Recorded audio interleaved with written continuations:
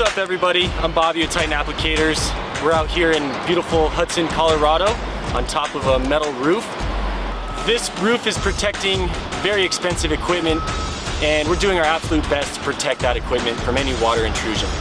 Now, we've taken all the seams and joints on this roof and we've put down a reinforced mesh to protect it. Now, as you can see, we have some issues here.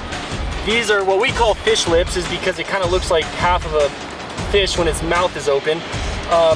So we've gone back through all these seams, and what we actually do is we end up cutting these out if we see this issue.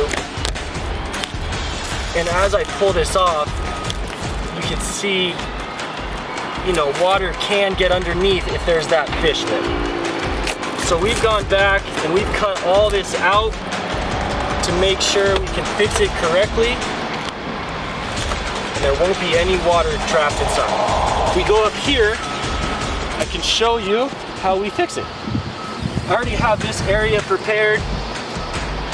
What we want to do is take our material, a nice generous portion right on the exposed area where the seam and the screw are, and then we'll take our reinforced mesh and we'll put it into that wet material, kind of pat it down, and then we'll take another generous portion of our coating and just sandwich it right on top of that seam and screw.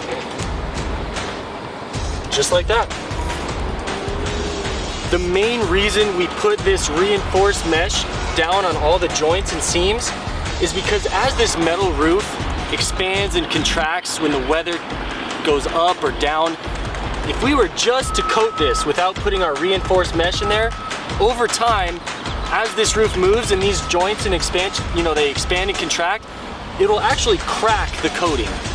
So putting this system down on these joints ensures as this roof is moving, the coating and the membrane will not crack over time.